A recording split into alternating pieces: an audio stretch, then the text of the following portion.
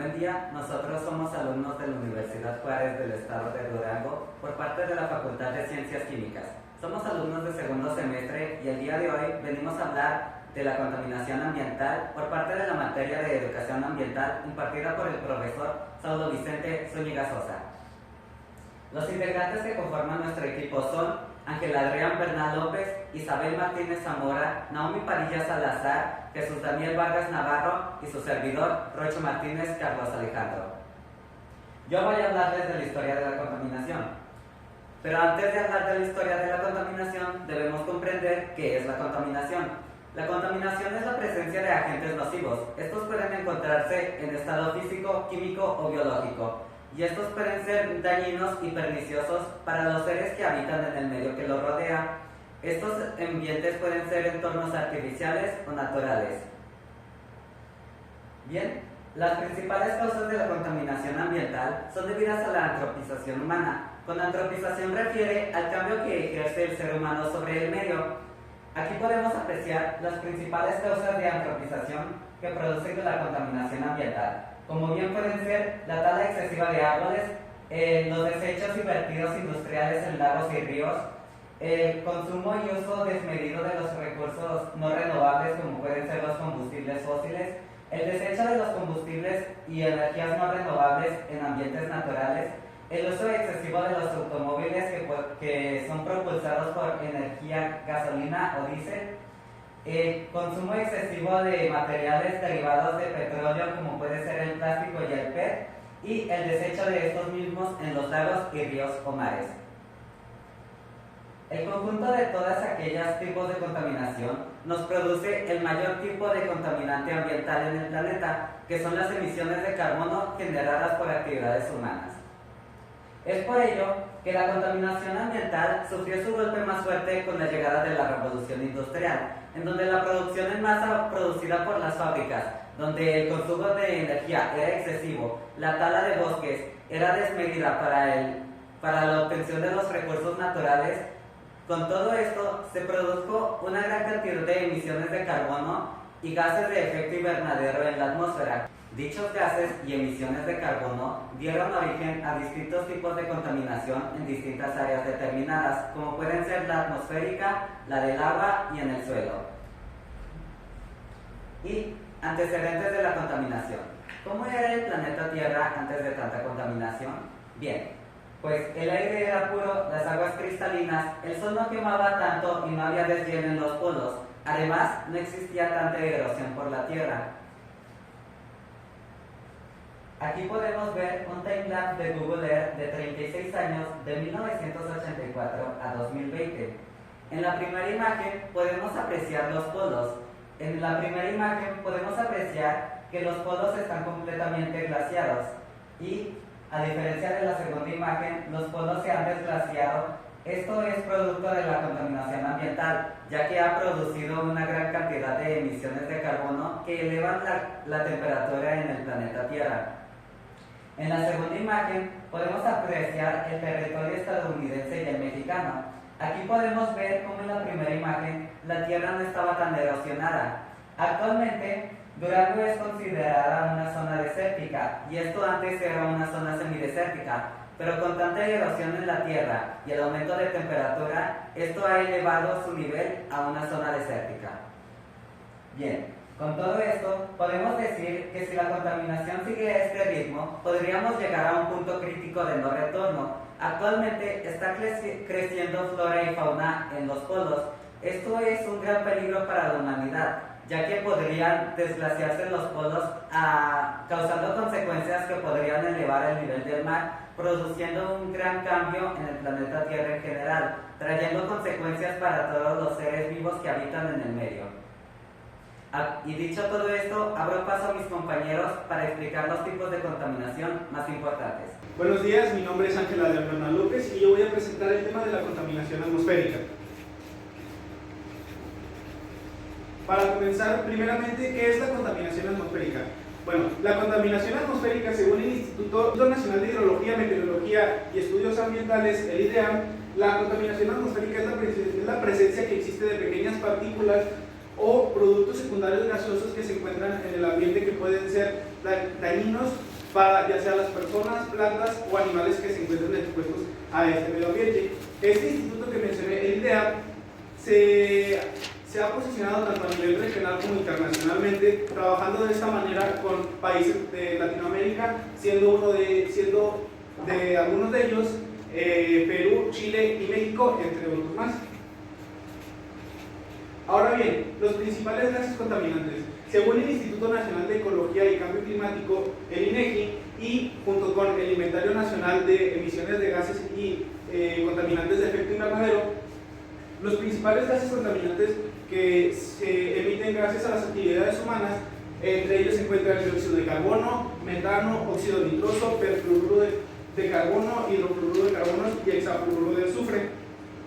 El exceso de este tipo de gases dañan a la atmósfera y son producto del cambio climático.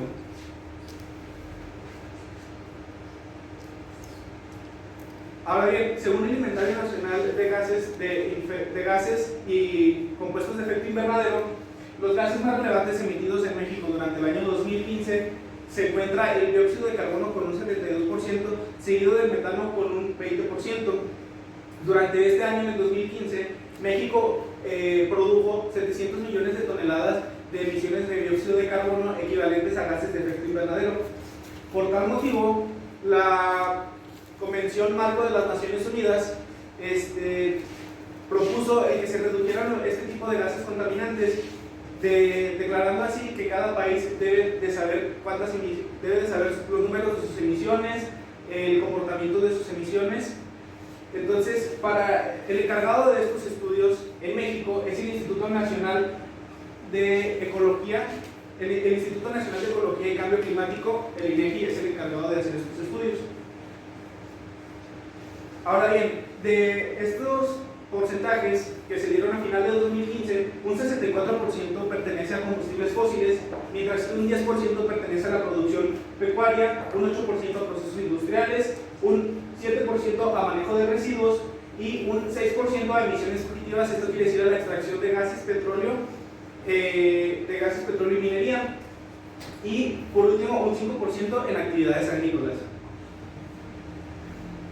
Ahora bien, debido a que en México el principal gas que se ha emitido es el dióxido de carbono, ¿qué es el dióxido de carbono? El dióxido de carbono se forma gracias a la unión molecular del carbono con el oxígeno, generando así dióxido de carbono. Este gas es resultante de procesos geoquímicos y tanto biológicos, y la presencia de este gas es esencial para regular la temperatura en la atmósfera de este planeta, pero en grandes cantidades sería perjudicial para la misma. Ahora bien, continuando con el dióxido de carbono, se implementó una norma que es la norma número 163 por la Secretaría de Medio Ambiente y Recursos Naturales, y esta entró en las clasificaciones de las normas oficiales de México de la eficiencia energética, como a su vez también se clasificó dentro de la Secretaría de Comercio y Fomento Industrial. Esta fue emitida durante el año 2013. Esta norma tiene como propósito el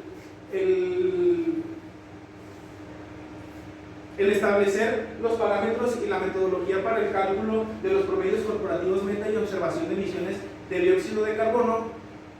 Esto en base a vehículos automotrices ligeros nuevos que utilicen como combustible gasolina y diésel, que se encuentren entre los modelos de 2014 y 2016 y que a su vez sean comercializados en México. Ahora bien, los efectos a la salud para los combustibles fósiles, que vienen siendo los vehículos, se encuentra de entre ellos el aumento de la necesidad de terapia en asmáticos, riesgo de infarto miocardíaco, cáncer de pulmón, aumento en la incidencia de infecciones. Por parte del dióxido de carbono tenemos que se puede, como efectos hacia la salud, es alta presión sanguínea, dolores de cabeza, espasmos musculares y respiratorios y enrojecimiento de la piel.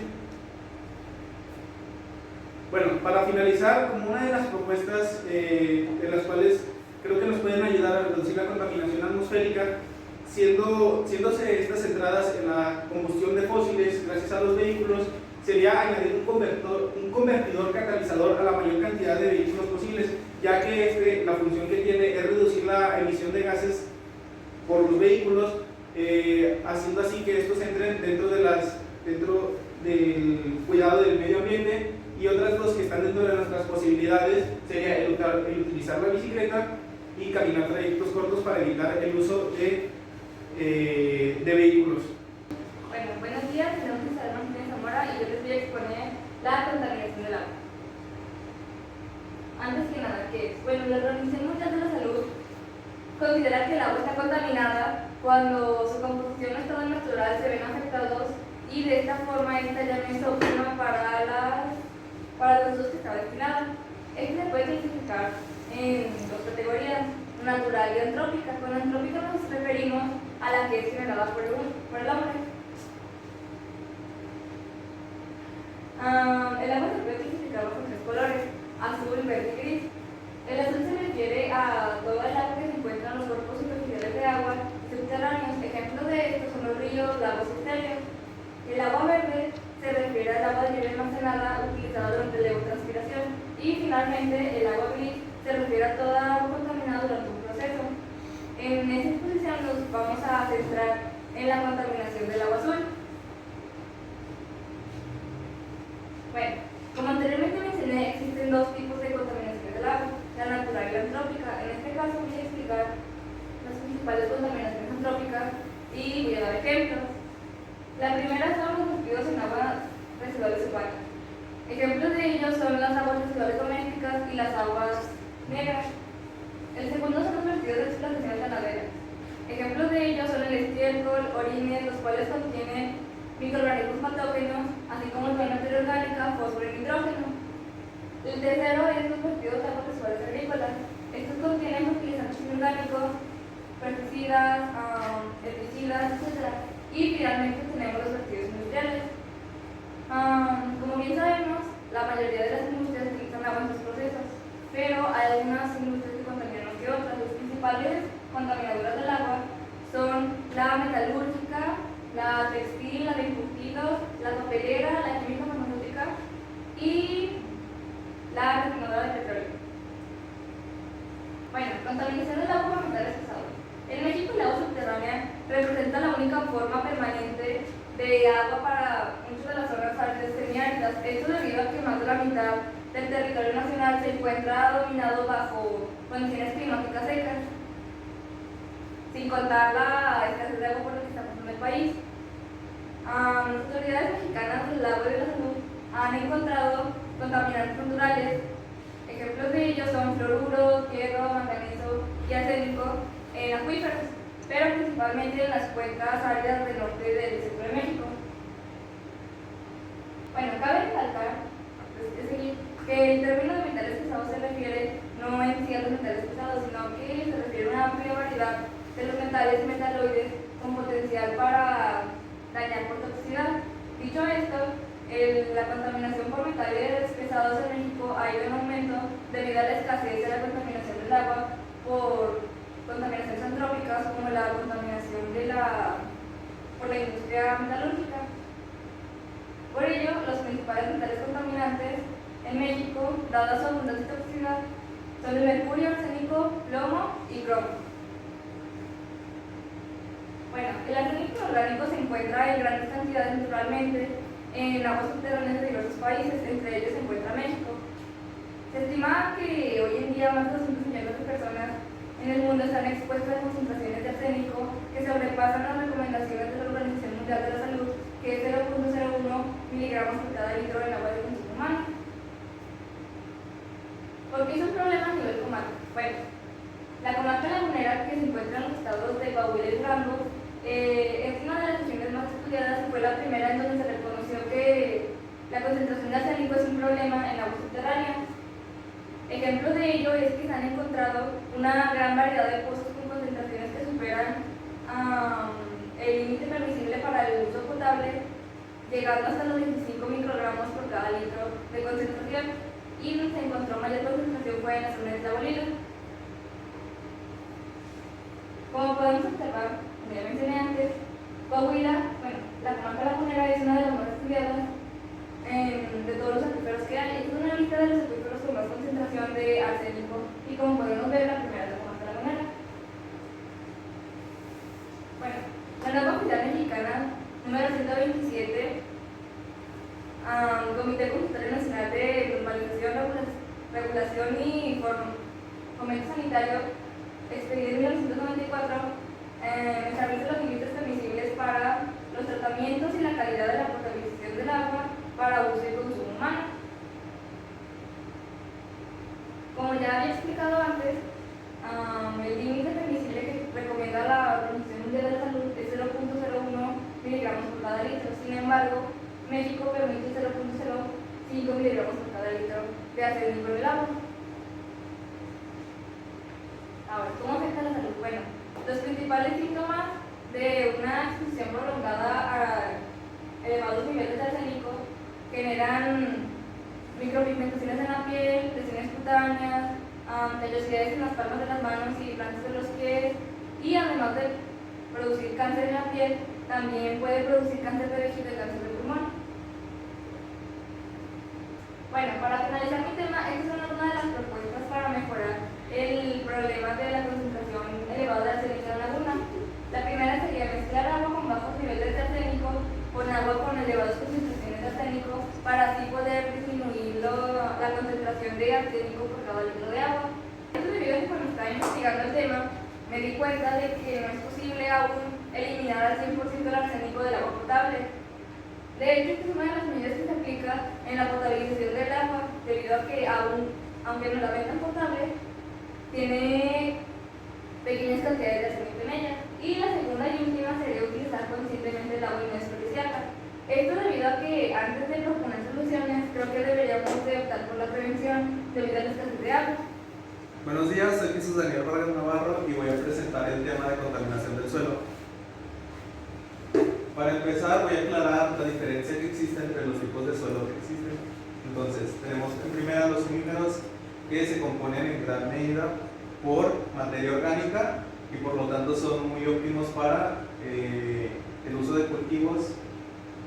Los arenosos son los que se componen por partículas de piedra y arena, y que también, bueno, por su naturaleza árida, se dificulta mucho la agricultura y las actividades agropecuarias. Los calizos, al igual que los arenosos, es muy dificultoso el uso de agricultura y están compuestos por sales calcógenas. Y los arcillosos son todos aquellos que absorben mucha agua y también nutrientes, pero pueden ser peligrosos ya que pueden crear inundaciones en los cultivos. Bueno, ¿qué es un suelo contaminado?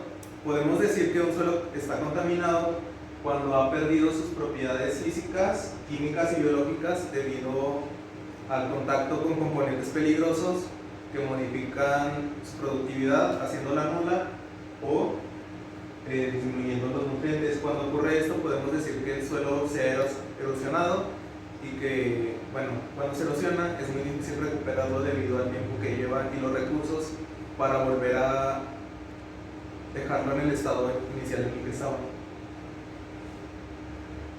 Bueno, entre los principales contaminantes tenemos a los metales pesados, que estos provienen de diversas fuentes. Una de ellas son los plaguicidas.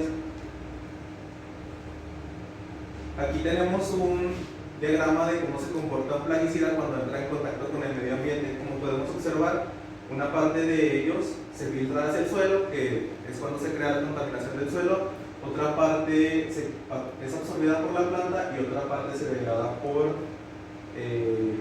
hacia la atmósfera. Según la ONUA, que es la Organización de las Naciones Unidas a favor de la alimentación y la agricultura, el 25% es la filtración, el otro 25% es lo que se absorbe por las plantas y el 50% es lo degradado hacia la atmósfera.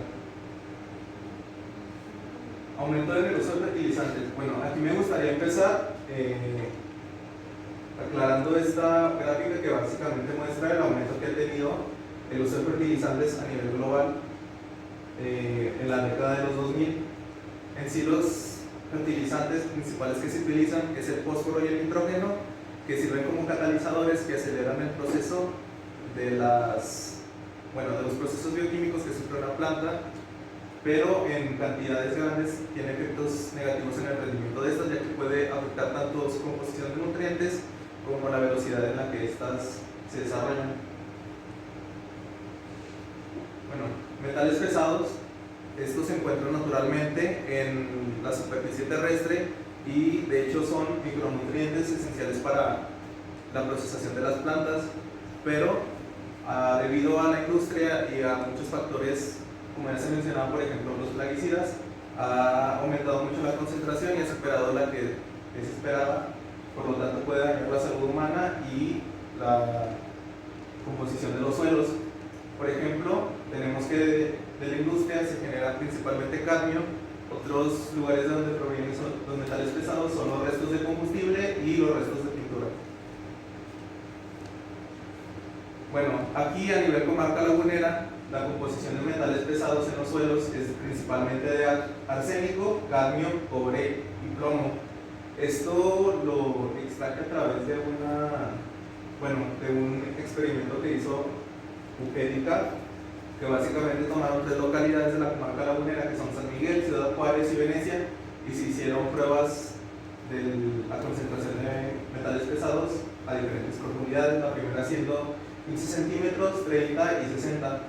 Se encontró que, por ejemplo, el arsénico es el menor metal pesado que hay aquí en la comarca, y el mayor siendo el plomo. Por ejemplo, en San Miguel el arsénico era mayor que en Venecia, siendo de niveles más bajos. Bueno, afecciones a la salud. Según la Organización Mundial de la Salud, existen 200 patologías o enfermedades provocadas por la ingesta de alimentos contaminados.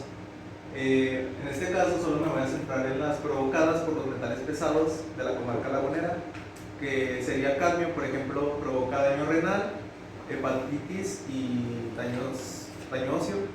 El plomo genera desequilibrio bioquímico en riñones, vaso y hígado, y el arsénico puede provocar anemia y también resulta cancerígeno para muchos de los órganos. Bueno, la norma oficial 147 de la Secretaría del Medio Ambiente y los Recursos Naturales del Comité Consultorio Nacional de Normalización, Regulación y Fomento Sanitario, expedida en 2004, establece parámetros de la concentración esperada en suelos agrícolas de los metales pesados. Se supone que si se superan estos parámetros o estas cantidades, se tiene que parar toda actividad agrícola y también se tiene que empezar la remediación de suelos contaminados. En este caso, por ejemplo, el cadmio no se puede superar el 0.1 partes por millón, el plomo no se puede superar el 0.5 y el arsénico el 0.5. Bueno, en cuanto a las propuestas, como ya mencioné antes, una vez que el suelo se ha erosionado, es muy difícil repararlo o restaurarlo. Entonces lo más prudente sería identificar las zonas industriales que más contaminan en la comarca lagunera y empezar a hacer limpieza alrededor de estas para frenar la contaminación del terreno. Y por ejemplo también encontré que se pueden usar bacterias como la Azospirium, que es promotor del crecimiento vegetal, para evitar el uso de fertilizantes y plaguicidas químicos y apoyar el uso de fertilizantes. Buenos días, yo soy Naomi Padilla Salazar y hoy les voy a hablar acerca de la contaminación química de residuos peligrosos biológicos infecciosos, más conocidos como RPBI. Primero que nada, ¿qué es el RPBI? El RPBI son materiales generados durante la atención de servicios de cualquier centro médico, como por ejemplo la sangre y sus componentes. En la imagen podemos observar los componentes de la sangre, que está el plasma, los leucocitos, los eritrocitos, los trombocitos, suero, entre otros. También podemos observar una caja Petri, la cual sirve para el cultivo de bacterias. Aquí hay un estreptococo del grupo A. El estreptococo es una infección común en el ser humano, producido en la garganta y en las amígdalas. También tenemos dos objetos punzocortantes. Aquí entran las jeringas, las lancetas, los cúter, entre otros. También podemos considerar como RPBI las torundas y gasas, pero estas deben de estar empapadas en sangre. Si es sangre seca o si es solamente un puntito, no es considerado RPBI. El órgano administrativo encargado para la verificación del uso correcto de los residuos peligrosos biológico-infecciosos es la PROFEPA, que es la Procuraduría Federal de Protección al Ambiente.